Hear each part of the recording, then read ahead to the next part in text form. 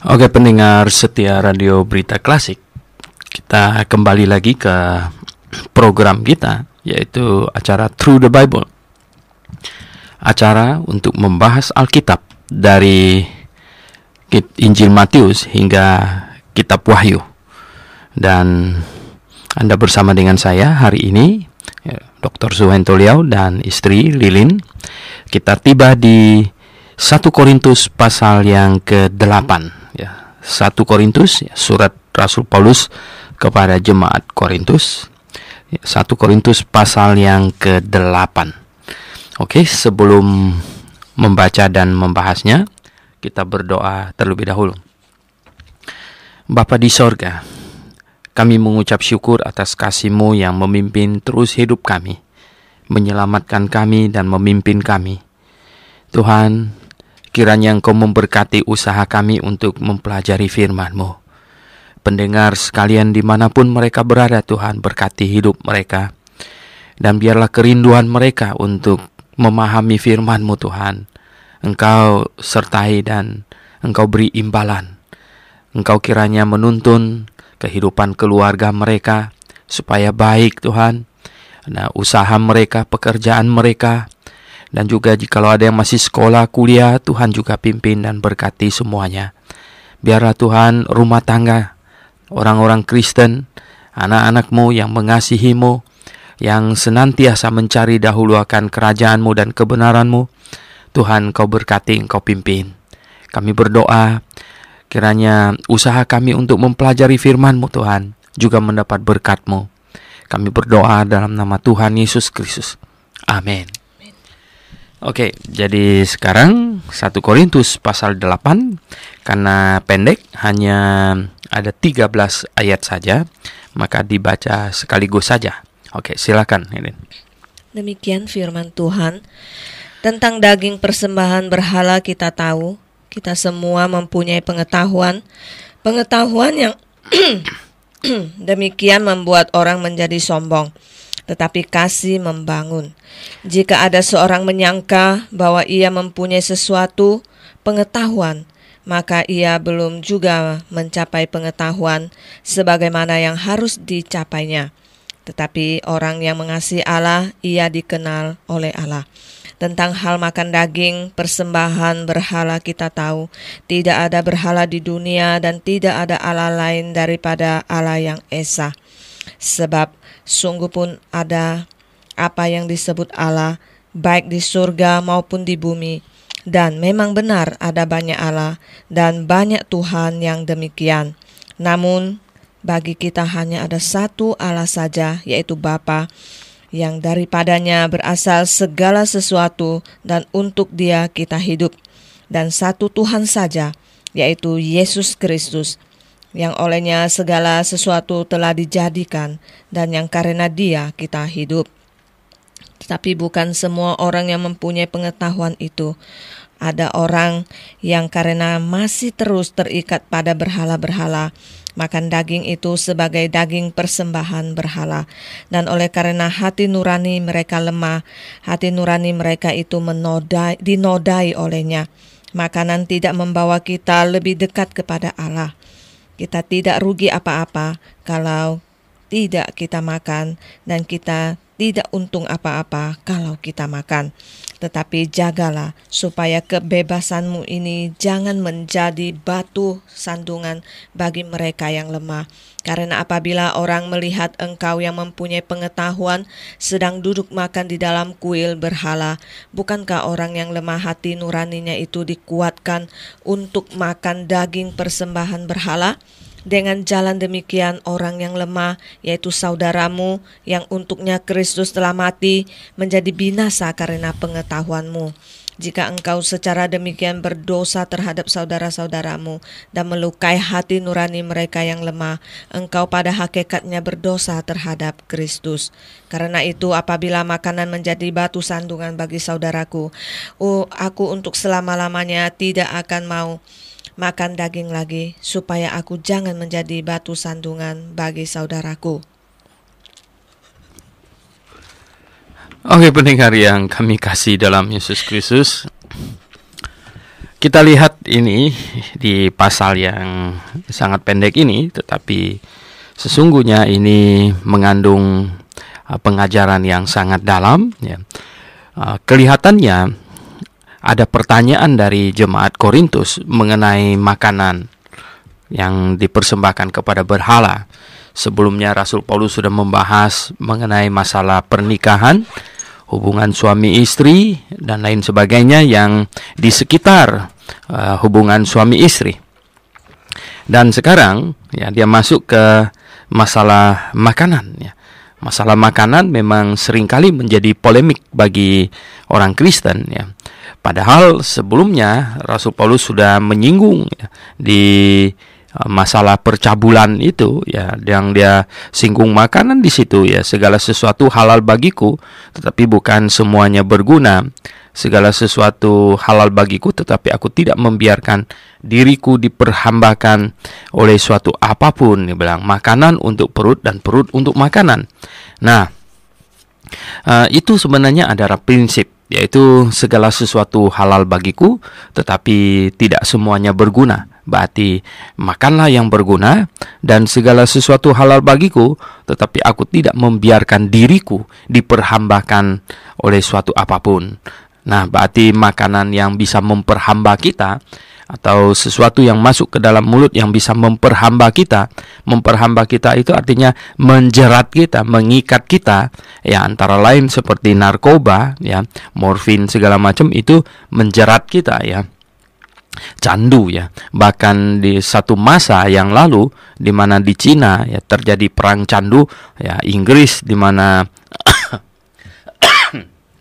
pada masa itu Inggris memasok, ya, candu sebanyak-banyaknya ke Cina, sehingga orang Cina yang di sana itu mereka isap candu sampai teler-teler, jadi nggak bisa berbuat apa-apa. Ya, jadi pendengar yang kami kasih dalam Yesus Kristus, itu mengikat, dan sekarang pun, ya, banyak orang terikat oleh ini, ya, candu ringan, yaitu rokok, ya. Rokok, ya, itu adalah yang mengikat juga, ya. Kalau tidak merokok, ya, itu mata bisa merah, ya, rasanya mulutnya hambar, ya, tawar gitu. Nah, ini, ya, jadi saya sudah serukan, ya, kepada orang Kristen yang merokok, coba ditanya, kalau engkau mengasihi Tuhan Yesus, ya, kalau engkau mengasihi Tuhan Yesus yang sudah mati bagimu, dengar baik-baik, engkau mengasihi Tuhan Yesus yang sudah mati bagimu, menyelamatkan jiwamu, ya, beranikah, sanggupkah Anda melepaskan itu sebagai bukti engkau mengasihinya kembali, gitu. Karena dia tidak suka itu, ya. Karena dia tidak suka itu, jadi, ya, maukah Anda berjuang berkata, Tuhan Yesus, ya, engkau sudah mengasihiku dan aku pun mengasihimu, dan sebagai buktinya aku berjuang, aku berusaha untuk melepaskan rokok itu. Nah, itu makanannya yang mengikat. Nah, sekarang mungkin orang Korintus bertanya, nah, bagaimana dengan makanan yang dipersembahkan kepada berhala, ya, tentang daging persembahan berhala, ya. Kita tahu, katanya, nah, kita semua mempunyai pengetahuan, ya. Mungkin ada orang di Korintus yang, ya, lebih pintar gitu, ya, tetapi karena kepintarannya, karena pengetahuannya malah jadi sombong. Dan Rasul Paulus berkata, ya, kita tahu, ya, kita semua mempunyai pengetahuan, ya. Pengetahuan demikian membuat orang menjadi sombong. Betul, ya. Kalau kita banyak pengetahuan, ya, kita harus berhati-hati, karena pengetahuan bisa membuat orang sombong. Orang yang banyak belajar bisa lebih sombong, orang yang lebih kaya juga biasanya bisa lebih sombong, dan orang yang lebih tua juga biasanya bisa lebih sombong, gitu, ya. Nah, seringkali pemberitaan Injil menghadapi halangan terhadap orang yang lebih tua. Kalau yang muda mau menginjil yang lebih tua, dia berkata apa? Kamu anak muda, ya, saya makan garam lebih banyak dari kamu makan nasi, katanya.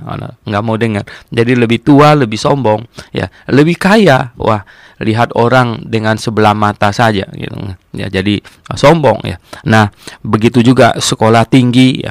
Sekolah tinggi bisa jadi sombong, gitu. Oke, jadi pendengar yang saya kasih dalam Yesus Kristus, Rasul Paulus berkata, ya, oke, kita semua punya pengetahuan, dan pengetahuan yang demikian membuat orang menjadi sombong, tetapi kasih membangun. Nah, kalau kita mempunyai pengertian, banyak hal bisa jadi sombong, tetapi kasih membangun, ya. Kalau kita mempunyai pengetahuan, kita harus tahu bahwa pengetahuan kita harus tepat guna, dan ada ini pemikiran mengasihi orang-orang yang tidak tahu, ya. Bukan menyombongkan terhadap mereka yang tidak tahu, melainkan harus mengasihi mereka yang tidak tahu, gitu, yang kurang jelas. Nah, pendengar yang saya kasih dalam Tuhan Yesus, di sini di ayat 2 dikatakan, jika ada seorang menyangka bahwa ia mempunyai sesuatu pengetahuan, maka ia belum juga mencapai pengetahuan sebagaimana yang harus dicapai. Jadi katanya, jikalau orang menyangka bahwa ia mempunyai suatu pengetahuan, ya, jadi hanya tahu-tahu begitu saja dan menjadi sombong, maka ia belum juga mencapai pengetahuan sebagaimana yang seharusnya dicapai.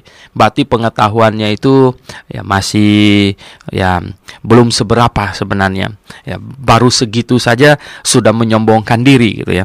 Baru tahu sedikit saja sudah omong besar, gitu. Itu maksud Rasul Paulus, ya. Kalau tong itu diisi air, ya. Nah, kalau kosong sekali itu bunyinya kencang kalau dipukul, gitu, ya. Bunyinya kencang. Diisi lagi kalau cuman separuh, ya, wah, itu masih bunyi juga, ya. Kalau tong itu kalau kita isi air kemudian kita mau gotongnya, gitu, ya. Kalau separuh itu ya repot sekali, ya. Karena air di dalam itu akan goyang-goyang. Oleh sebab itu, ya, bagusnya itu diisi penuh, ya. Penuh sekali, ya, itu tidak bunyi lagi biasanya.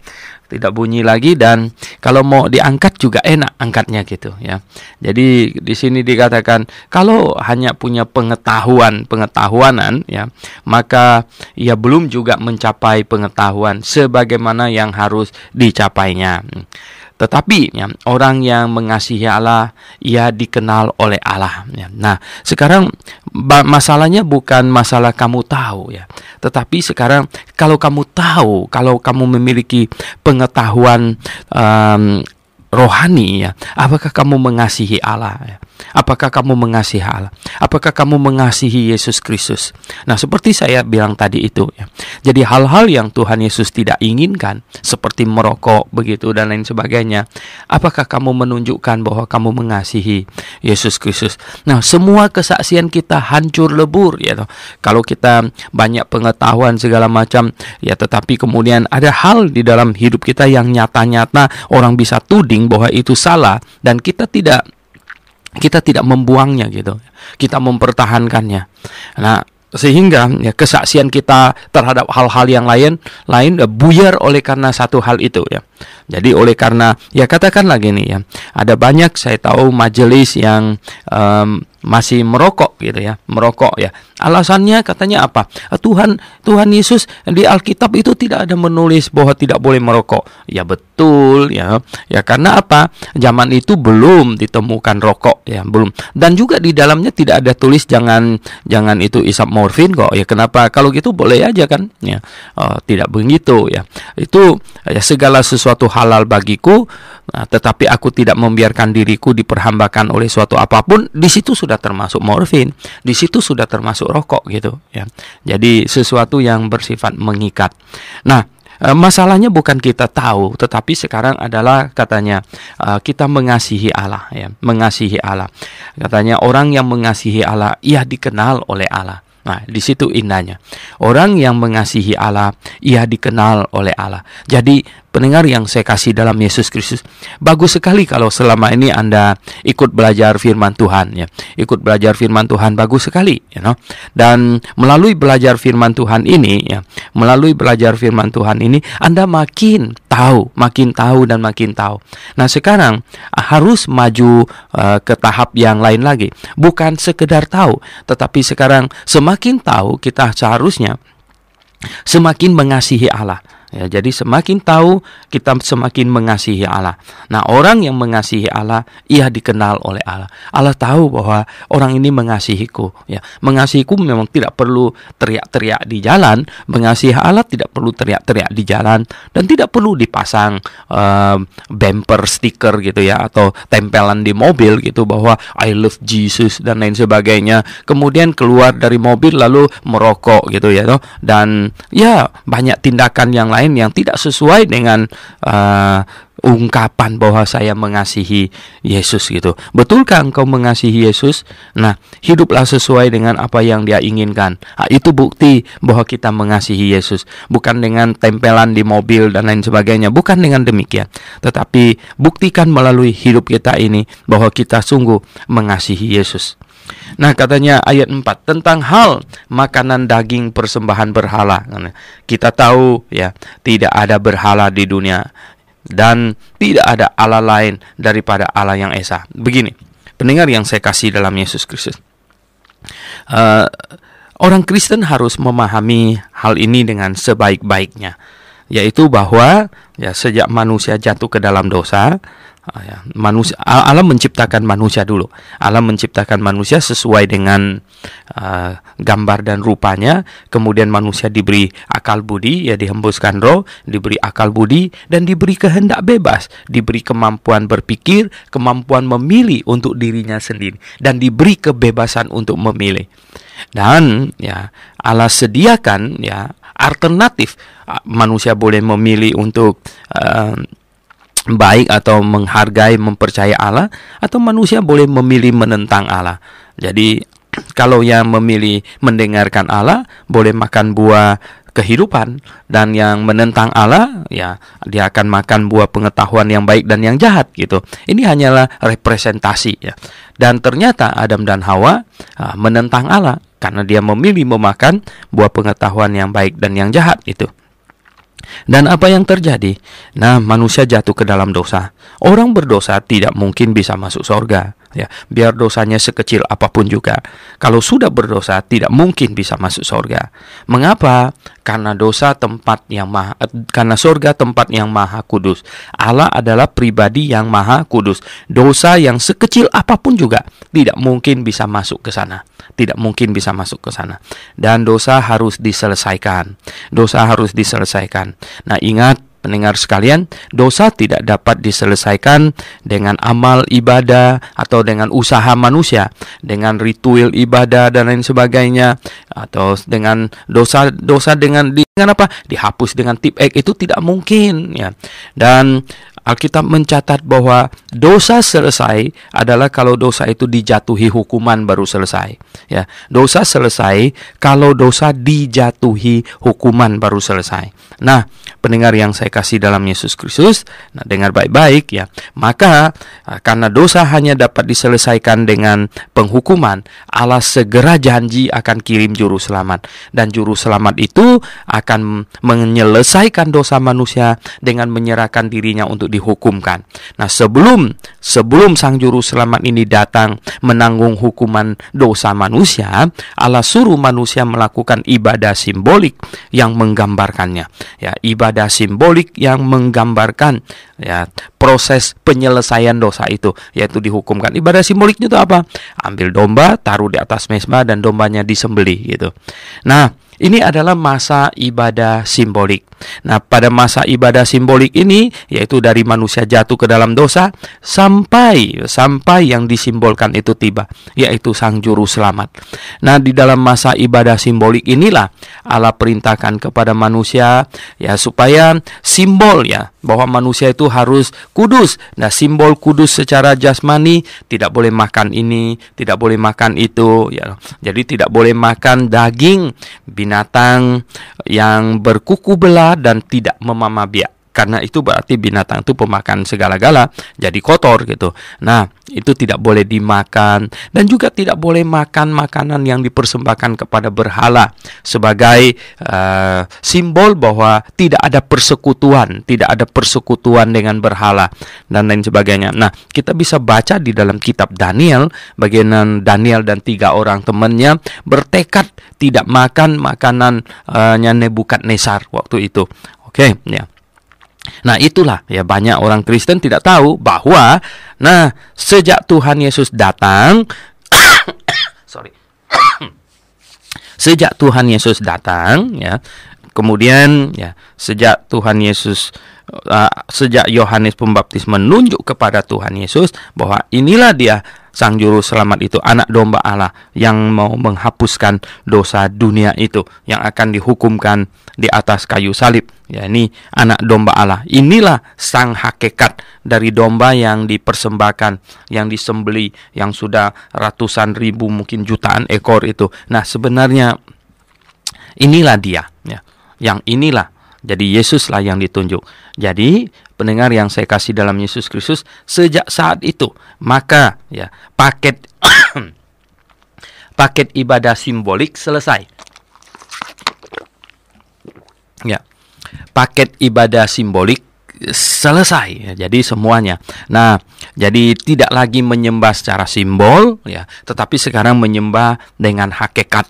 Jadi Yesus Kristus sudah datang dan dialah anak domba Allah, dan sekarang ya tidak perlu lagi sembeli domba untuk menggambarkannya, karena dia sudah dihukumkan di atas kayu salib untuk kita. Dan sejak saat itu ya tidak lagi mengutamakan kesucian badan, tetapi mengutamakan kesucian hati. Jadi sekarang masuk ke zaman ibadah hakikat. Yang diutamakan sekarang adalah kesucian hati, bukan lagi kesucian badan. Itulah sebabnya kata Tuhan Yesus, tidak ada makanan yang masuk ke dalam mulut kita yang menajiskan kita lagi. Yang menajiskan kita adalah yang keluar dari dalam hati, keluar dari mulut. Nah, itu yang menajiskan. Jadi tidak ada lagi makanan ya yang masuk ke dalam diri kita yang bisa menajiskan kita. Dan paket ibadah simbolik selesai gitu. Ya, paket ibadah simbolik selesai. Dengan demikian ya, di zaman perjanjian baru ini, zaman sesudah Tuhan Yesus datang, tidak ada lagi yang namanya urusan makanan yang dipersembahkan kepada berhala dan lain sebagainya. Sebenarnya itu tidak ada namanya itu. Tidak ada yang namanya makanan yang masuk ke dalam mulut kita yang menajiskan. Ini kadang-kadang saya jadi terheran-heran dengan orang. Tuhan Yesus sudah tegas-tegas menyatakan ya, tidak ada makanan yang masuk ke dalam mulut manusia yang menajiskan dia. Jadi tidak ada lagi unsur makanan. Jadi mengapa? Karena sama sekali Tuhan tidak menekankan kesucian badan ini, kesucian jasmani, tapi kesucian hati ya. Itu makanan itu bukan masuk ke dalam hati, itu makanan itu masuk ke dalam mulut gitu, dan kemudian masuk ke dalam perut kita gitu ya, bukan masuk ke dalam hati. Nah, jadi ya perut boleh tidak suci, tapi hati suci gitu. Jadi tidak mengganggu masalah kesucian hati lagi. Jadi sekarang yang perlu difahami itu adalah tidak ada makanan yang masuk ke dalam diri manusia yang bisa membuat dia najis gitu. Nah, jadi dengan kata lain, seperti yang Rasul Paulus ungkapkan di pasal 6 dari kitab yang kita bahas ini di ayat 12, jadi segala sesuatu halal bagiku gitu. Ya, itu satu ini ya, korelasi dengan apa yang Tuhan Yesus katakan. Nah, kalau tidak ada makanan yang masuk ke dalam tubuh kita yang bisa menajiskan kita, maka segala sesuatu halal bagiku ya. Nah, segala sesuatu halal bagiku berarti boleh makan apa saja, tetapi tidak semuanya berguna. Berarti makanlah yang berguna saja. Makan yang berguna, yang bergizi gitu ya. Jangan makan yang bikin perut besar saja gitu, tapi tidak ada manfaatnya Ya, jangan makan sesuatu yang malah bisa merusak kita gitu, bisa merusak kita. Jadi jangan ya. Nah, di sini dikatakan segala sesuatu halal bagiku, tetapi tidak semuanya berguna. Jadi makan yang berguna, dan segala sesuatu halal bagiku, tetapi aku tidak membiarkan diriku diperhambakan oleh suatu apapun, katanya. Jadi pendengar yang saya kasih dalam Yesus Kristus, ya, kita tahu sekarang berarti tidak ada makanan ya. Nah, jadi pegang dulu ini. Nanti kita akan maju ke masalah makanan berhala dan lain sebagainya, dan kita akan lihat. Tetapi yang sekarang yang saya ingin tanamkan ke dalam pikiran pendengar sekalian, artinya yang perlu difahami terlebih dahulu itu adalah tidak ada makanan yang masuk ke dalam mulut kita yang bisa membuat kita najis, yang bisa membuat kita berdosa gitu. Tidak ada ya. Nah, tetapi sekarang kata Rasul Paulus, jangan ini ya, makan sesuatu yang tidak berguna, itu akan sia-sia. Kemudian jangan makan sesuatu yang bisa mengikat kita. Nah, lalu kalau mengikat kita itu mengapa? Ya karena ya makanan itu mengikat kita sehingga kita jadi tidak ada dia, kita akan repot sekali, dan kemudian kita akan diperhamba oleh dia ya, diperhambakan oleh dia. Nah, bukankah kita ini hamba Yesus Kristus? Mengapa kita dihamba oleh makanan gitu loh ya? Mengapa kita perlu diperhambakan oleh morfin gitu? Kalau kita diperhambakan oleh morfin, ya kita terpaksa harus beli morfin terus, satu hari berapa paket gitu ya toh, dan uang kita habis di situ, padahal bisa dipakai ke tempat yang lain. Nah, sama seperti itu, budget beli rokok segala macam itu akan habis di situ ya. Nah, jadi ya pendengar yang saya kasih dalam Yesus Kristus, kita harus tahu akan hal ini dengan sebaik-baiknya. Oke, kita kembali ke dalam pembahasan kita. Ayat 4 tentang hal makan daging ya, persembahan berhala. Kita tahu katanya, tidak ada berhala di dunia, dan tidak ada Allah lain daripada Allah yang Esa. Tidak ada sebenarnya Allah lain, hanya satu saja yang menciptakan langit dan bumi, Allah yang Esa ya, yang menciptakan langit dan bumi. Tuhan Yesus berkata kepada Filipus, jikalau engkau sudah melihat aku, engkau sudah melihat Bapa. Ada Allah yang Esa, yang terdiri dari 3 pribadi, Allah Tritunggal. Hanya Allah yang Esa, Allah yang terdiri dari 3 pribadi dalam satu kesatuan. Hanya ada itu saja. Tidak ada yang namanya berhala. Berhala tidak makan apapun juga. Kalau engkau bawa makanan pergi kasih kepada berhala untuk dimakan, ya dilihat saja itu. Ya, makanannya tetap utuh. Tidak ada berhala bisa makan. Ya. Jadi tidak ada Allah lain. Ya. Nah, ini pengetahuan yang dimaksud oleh Rasul Paulus di ayat 2 itu. Ya. Jadi di sini dikatakan, ya, hanya ada Allah satu saja yang menciptakan langit dan bumi.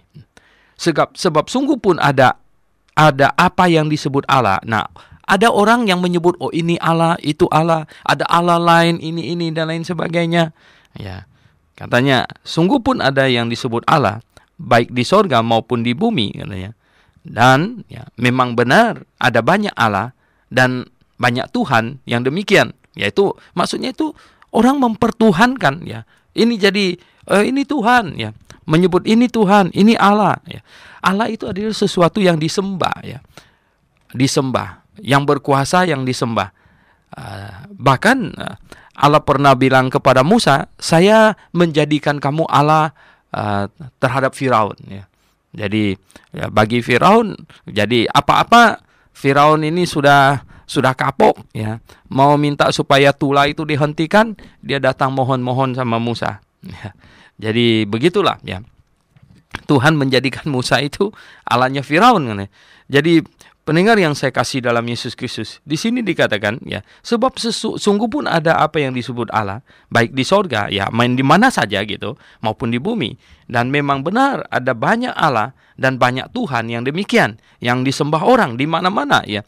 Katanya ini kalau pergi masuk ke rumah orang Tionghoa, di pojok rumahnya itu di lantainya ada ada lampu kecil, lilin, ada apa katanya, itu untuk dewa tanah katanya. Waduh, tanah punya dewa, nanti ada dewa angin, dewa pohon, tadi mana-mana lagi gitu, apalagi gitu ya. Nah, sebenarnya itu semuanya itu hanya manusia itu yang bikin ya. Nah, iblis mendompleng di situ. Kalau manusia suka menyembah sesuatu, ya oke, ya iblis akan masuk dan menduduki materi itu, barang itu ya. Jadi sehingga apa? Ya, iblislah yang disembah. Nah, kalau kita bikin dari kayu nih, dari kayu dipahatnya, kita kan tahu itu kayu ya, kayu yang dipahat gitu. Nah, apa bedanya menyembah kayu bulat-bulat begitu dengan yang dipahat menjadi ada tambah hidungnya, bentuk hidung, mata segala macam. Sebenarnya sama, dua-duanya kayu gitu ya. Cuman yang satunya dikasih mata, hidung segala macam. Nah, kemudian menyembahnya. Nah, kita tahu sebenarnya itu tidak ada apa-apa, itu cuma kayu saja ya.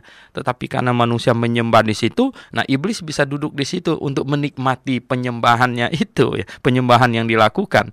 Nah, jadi ya berhala itu begitulah ya. Berhala itu apa gitu? Berhala itu adalah sesuatu yang manusia bikin ya, yang dibikin ada dari kayu, dari batu ya, nah, kemudian dari emas, segala macam perak ya, dibikin bentuk gitu. Bentuk apa ya? Ya, apa yang dia sukalah gitu ya. Menyembah ular gitu. Menyembah ular apa? Ya ular yang paling jago gitu ya enggak? Ular apa yang paling jago misalnya? Ular apa paling jago Pak Alki? Ular kobra kan. Ular kobra ya. Ular kobra. Ya kita enggak sembah cacing gitu ya enggak. Karena apa? Cacing kan lemah gitu ya. Cacing itu lemah. Tidak ada rasa kagumnya pada cacing. Tidak ada rasa kagumnya pada ular sawah gitu ya. Tidak ada rasa kagumnya karena enggak jago gitu. Enggak jago. Kita orang sembah tuh sembah apa? Sembah ular kobra, jago gitu ya, jago ya. Sekali matuk orang mati gitu, jago. Jadi disembah gitu. Jadi pendengar yang saya kasih dalam Yesus Kristus. Nah, berhala itu kan manusia bikin itu sendiri, bikin patung ular gitu, ular kobra, bikin patungnya disembah gitu ya. Manusia ya, sembah. Yang disembah itu manusia yang gimana? Yang jago gitu ya, yang dianggap agak pintar gitu. Wah, ini hebat ini ya, ini hebat ini ya.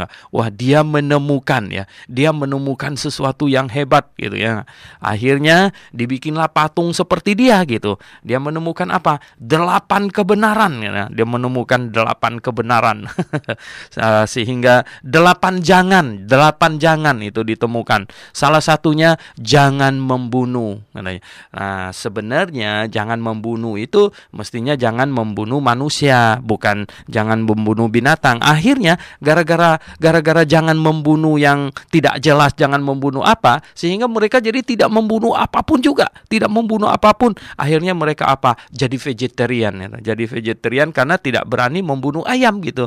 Jadi tidak boleh makan daging ayam karena jangan membunuh ayam katanya. Tetapi ya saya melihat mereka beli itu reket nyamuk juga gitu. Reket nyamuk ya, dia tidak berani makan daging ayam karena tidak boleh membunuh. Tapi kalau digigit nyamuk siapa nggak bunuh ya. Sebenarnya jangan membunuh manusia, bukan jangan membunuh binatang. Binatang memang diciptakan untuk manusia gitu. Cuman dikendalikan, jangan dihabisin sampai musnah gitu. Dikendalikan ya. Artinya malah dikembangbiakkan jadi lebih banyak gitu. Jadi pendengar yang saya kasih dalam Yesus Kristus. Nah, di sini katanya, ini menyembah berhala ya. Sebenarnya itu Tuhan-Tuhanan, Allah-Allahan yang manusia bikin katanya. Namun bagi kita hanya ada satu Allah saja ya. Oke, bagi mereka ada ini, itu, segala macam. Bagi kita orang Kristen itu cuma hanya satu saja katanya ya. Bagi kita hanya satu saja, yaitu Bapa yang daripadanya berasal segala sesuatu dan yang untuk Dia kita hidup. Dan satu Tuhan saja, yaitu Yesus Kristus, yang olehnya segala sesuatu telah dijadikan. Nah, dan yang karena Dia kita hidup. Ini dua ini ya. Jadi Bapa ya, Bapa yang daripadanya berasal segala sesuatu dan yang untuk Dia kita hidup. Dan satu Tuhan saja, yaitu Yesus Kristus, yang olehnya segala sesuatu telah dijadikan. Jadi oleh siapa? Oleh Bapa dan oleh Tuhan Yesus segala sesuatu dijadikan, dan yang karenanya juga kita hidup ini. Jadi ini memang Tritunggal Allah ya. Tetapi bukan semua orang mempunyai pengetahuan itu ya. Nah, tidak semua orang memiliki keteguhan hati dan memiliki pemahaman yang demikian bahwa sesungguhnya berhala itu tidak ada arti apa-apa ya, tidak ada arti apa-apa. Kamu bawa makanannya paling enak pun ditaruh di depan berhala, jungkir balik suruh dia bangun makan, ya tetap itu makanan akan utuh, tidak ada hilang sedikit pun karena memang dia tidak makan gitu ya. Dia tidak makan ya. Nah, jadi tetapi ya bukan semua orang mempunyai pengetahuan itu ya. Ada orang yang karena masih terus terikat pada berhala-berhala, ya, makan daging itu sebagai daging persembahan berhala. Jadi karena dia tidak memiliki pengertian demikian, maka dia masih melihat bahwa daging yang dipersembahkan ke berhala itu sebagai daging yang sudah dimakan oleh berhala gitu ya. Sudah sebagai daging yang wah ini sudah spesial miliknya berhala punya daging ini gitu. Karena apa? Karena dia masih ada ini perasaan rasa hormat pada berhala itu, mungkin masih ada meyakini bahwa wah jangan main-main loh, itu ada loh ya. Itu ada roh loh di dalamnya gitu. Oh jangan main-main loh. Nah, kalau masih ada perasaan demikian, dia akan merasa bahwa makanan yang dipersembahkan kepada berhala, wah itu jangan main-main ya. Itu berhala punya itu makanannya berhala dan lain sebagainya begitu.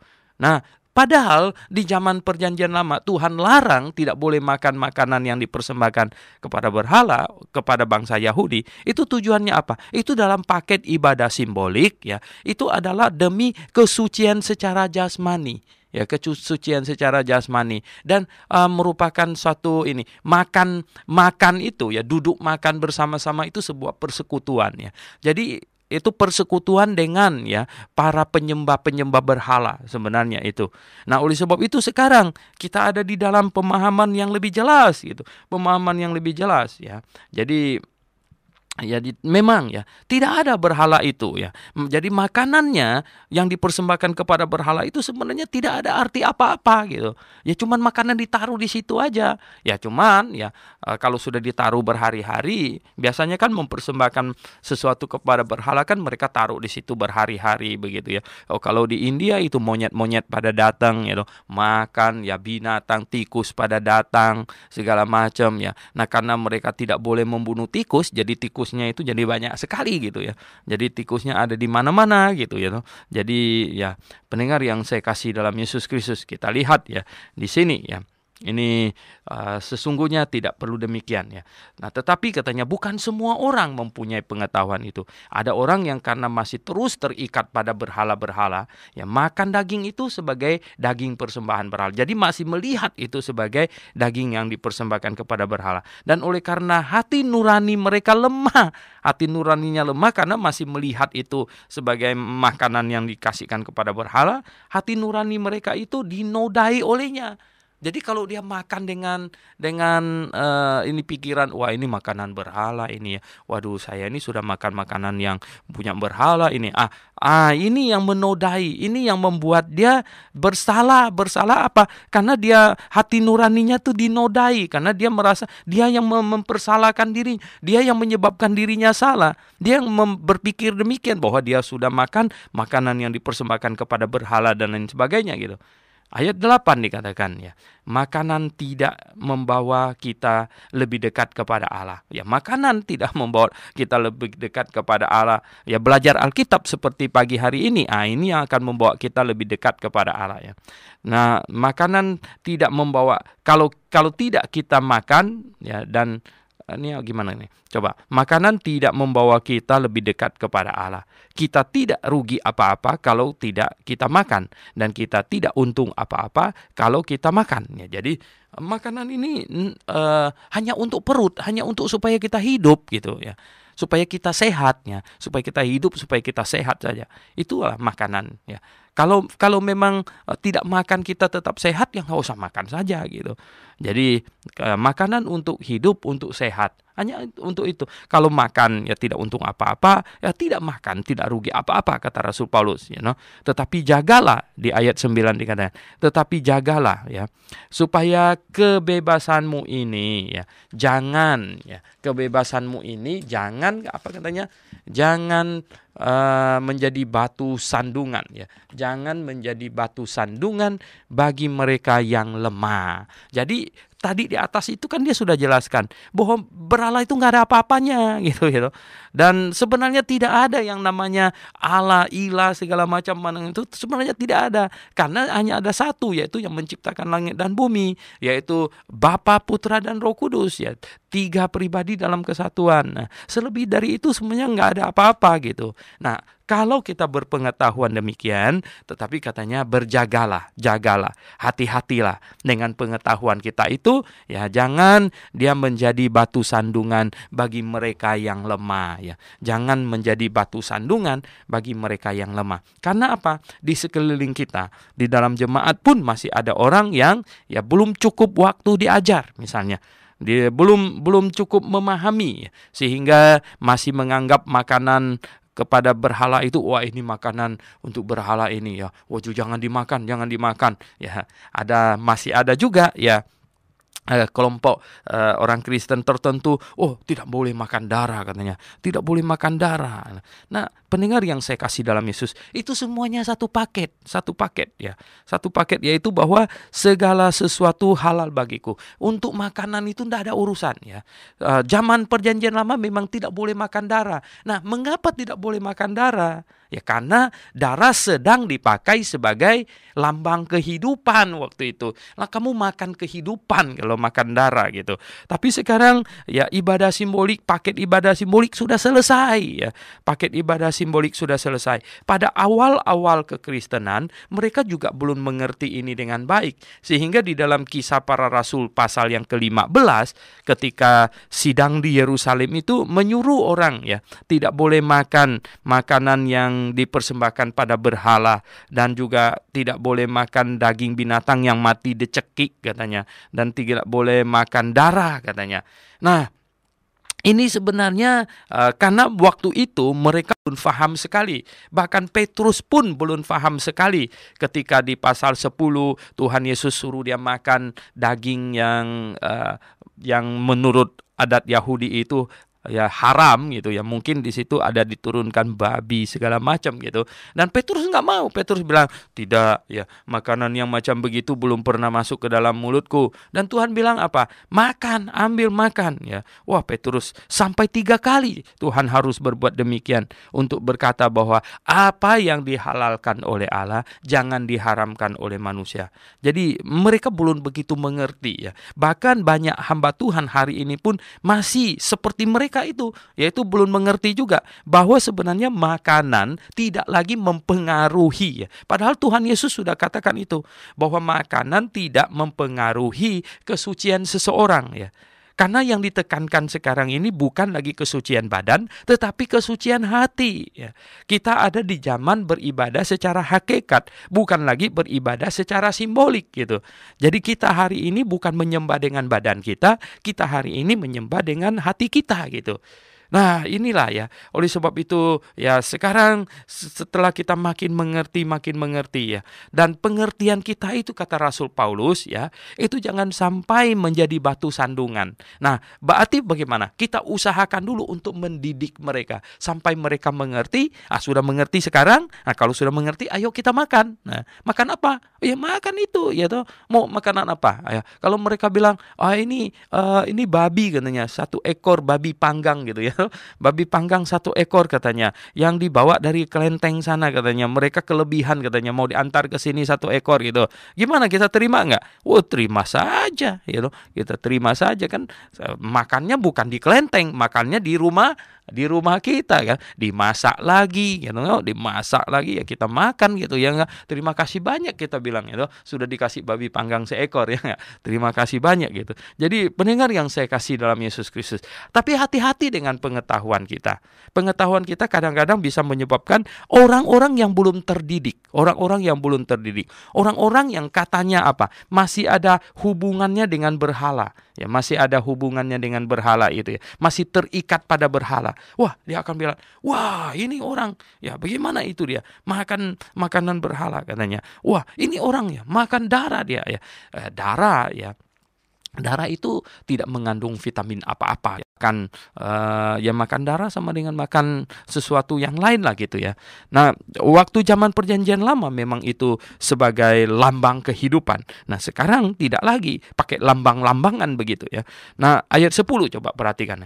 Karena apabila orang melihat engkau yang mempunyai pengetahuan, ya, engkau yang ngerti ini ya, sedang duduk makan di dalam kuil berhala. Nah, persoalannya sekarang bukan makan makanan yang berhala. Engkau duduk di kuil di situ, makan di kuil gitu ya. Coba yang ditekankan oleh Rasul Paulus ini perhatikan ya. Itu duduk makan di kuil gitu. Jadi duduk di kelenteng ya. Jadi saya duduk di kelenteng di situ misalnya, lalu saya ikut makan atau duduk di vihar di situ, saya ikut makan di situ ya. Makan lahap sekali begitu.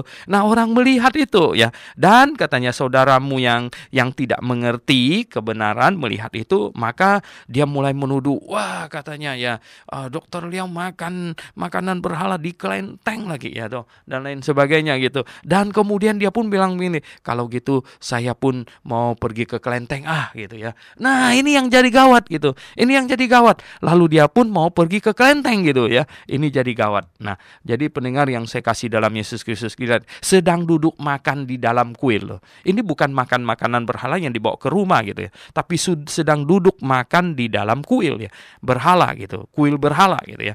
Nah, bukankah orang yang lemah hati nuraninya itu dikuatkan untuk makan daging persembahan berhala itu sebagai persembahan berhala gitu. Jadi bukan memahaminya bahwa nggak ada berhala, ya kita makan saja ya. Toh ini hanya mereka ya gotong-gotong ke sana kemudian bawa pulang lagi gitu. Jadi dia bukan memahaminya, dia bukan makan karena faham. Dia sekarang makan karena tidak faham. Malah ya yang lebih repot itu adalah apa? Hatinya menjalin satu persekutuan dengan penyembah-penyembah berhala itu. Nah, ini yang repot gitu. Nah, inilah yang bisa menyebabkan mereka jatuh gitu ya.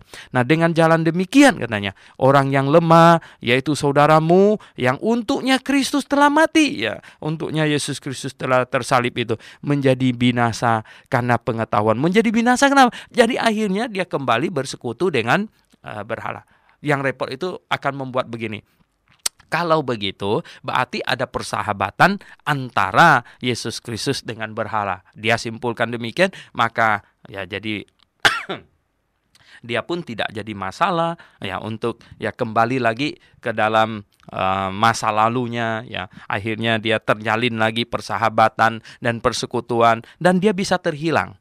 Nah, dia bisa terhilang. Nah, jika engkau katanya secara demikian berdosa terhadap saudara-saudaramu dan melukai hati nurani mereka yang lemah, sekali lagi dia berkata yang lemah, engkau pada hakikatnya berdosa terhadap Kristus, ya. Engkau berdosa terhadap Kristus. Karena itu apabila makanan menjadi batu sandungan ya.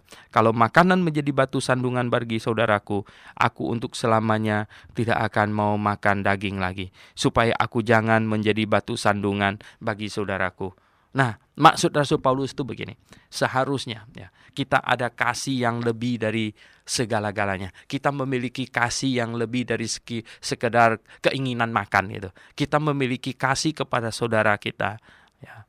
Lebih dari memiliki nafsu makan gitu. Ya, jadi kasih kita harus lebih. Jadi pendengar yang saya kasih dalam Yesus Kristus, ya kita lihat di sini ya. Ini yang dimaksudkannya.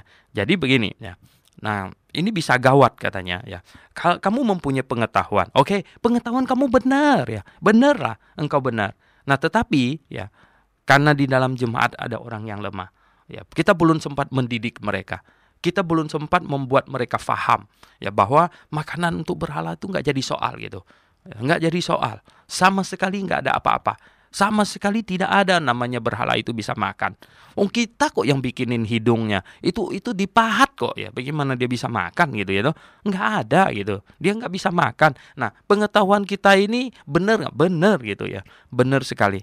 Ya, dan oleh sebab itu makanya saya bilang tadi, kalau kita dikasih babi seekor, dibawa pulang ke rumah, boleh makan nggak? Boleh makan di rumah, ya bukan makan di kelentengnya ya, atau di kuilnya gitu ya. Tapi makannya di rumah gitu. Kita masak lagi, ya nggak? Masak kecap atau apa gitu ya, tuh ya kita masak lagi gitu. Oh enak gitu kan? Kita panggang ulang misalnya supaya lebih garing gitu. Kita makan di rumah gitu ya. Tapi kalau pergi ke kuil di sana, ya katanya ada undangan katanya. Undangan supaya pergi ke itu, ada acara makan-makan di vihara atau di kuil mana gitu. Wah, masa kita pergi gitu, rakus banget ya kan? Enggak dong ya. Nanti kita duduk di situ. Jadi ada semacam persekutuan ya. Ada ini oikumene antara Kristus dengan penyembah berhala ya. Jadi digabungkan jadi satu gitu. Enggak ya. Itu tidak benar gitu. Jadi kita tahu ya bahwa tidaklah demikian. Oleh sebab itu ya, kita mesti mengerti. Nah, sekarang ya, kalau karena makanan kita bisa membuat orang jatuh ke dalam dosa, atau kita membuat orang terhilang gara-gara makanan, gara-gara kita makan di kelenteng. Jadi saudara kita yang tadinya sudah mau percaya kepada Tuhan Yesus, sekarang balik lagi pergi ke sana kembali ya, ke dalam penyembahan berhala lagi, ke kuil lagi di situ dikatakan. Ya, maka kita telah bersalah kepada Yesus Kristus, karena Yesus Kristus telah mati bagi dia, tapi sekarang dia terhilang oleh karena ya ketidakbijaksanaan kita gitu. Jadi pendengar yang saya kasih dalam Yesus Kristus, nah oleh sebab itu ya, bukan tidak boleh makan makanan yang telah dipersembahkan berhala, tapi makanlah tepat pada tempatnya, di mana ya, dan hindari hal-hal yang bersifat bisa membuat batu sandungan. Oleh sebab itu ya, alangkah baiknya jikalau anggota jemaat, kalau orang Kristen terdidik dengan baik, kalau orang Kristen dilengkapi dengan pengetahuan sehingga tidak gampang tersandung gitu. Nah, kalau tidak ada orang yang tersandung, kan kita makan dengan leluasa gitu. Kalau tidak ada orang yang akan ya tersandung oleh makan kita, jadi kita tidak usah makan sungkan-sungkan, jadi repot sekali begitu. Nah, pendengar yang saya kasih dalam Yesus Kristus, sehingga Rasul Paulus bilang apa? Ya, jikalau karena aku makan daging dan saudaraku tersandung, akan menyebabkan dia tersandung, saya nggak akan makan daging. Nah, mengapa atau enggak? Karena begini ya, kasih kita kepadanya, ya, kasih kita agar dia diselamatkan jauh-jauh lebih besar dari nafsu makan kita. Seharusnya begitu ya. Seharusnya kita ingin menyelamatkan orang. Nah, kalau kita mau makan ya, kalau dia bilang itu tidak boleh lalu kita mengajar dia, memberi pengertian bahwa sebenarnya berhala itu tidak ada apa-apa ya. Itu hanya orang yang membawa ke sana, perasaan orang itu saja ya. Dia yang suguhkan berhalanya makan. Dia yang meyakini berhalanya makan, padahal dia nggak makan gitu. Padahal dia nggak bisa apa-apa. Nah, orang itu dididik sedemikian rupa sehingga dia mengerti. Nah, kalau semua yang ada di sekitar kita sudah mengerti, ya oke, kita bisa makan dengan leluasa. Ya, sekali lagi, jangan sampai makanan menjadi persoalan. Karena tidak ada lagi makanan yang masuk ke dalam perut kita yang bisa membuat kita najis katanya. Makanlah yang berguna dan makanlah sesuatu yang tidak mengikat kita. Jangan sampai kita diperhambakan oleh sesuatu yang lain. Dan kita seharusnya menjadi hamba Yesus Kristus. Jangan menjadi hamba atas makanan yang jenis apapun juga. Oke, mari kita berdoa. Bapa di sorga, kami mengucap syukur atas hidup ini yang Kau berikan pada kami. Hidup ini jauh lebih berharga dari makanan. Hidup ini Tuhan jauh lebih berharga dari apapun. Dan hidup yang Kau berikan pada kami, sungguh kami syukurkan Tuhan. Pimpinlah hidup ini Tuhan, supaya kami dapat menjalankan hidup ini untuk kemuliaan nama-Mu. Bagi Engkau ya Yesus Kristus. Kami berdoa dalam nama Tuhan Yesus Kristus. Amin.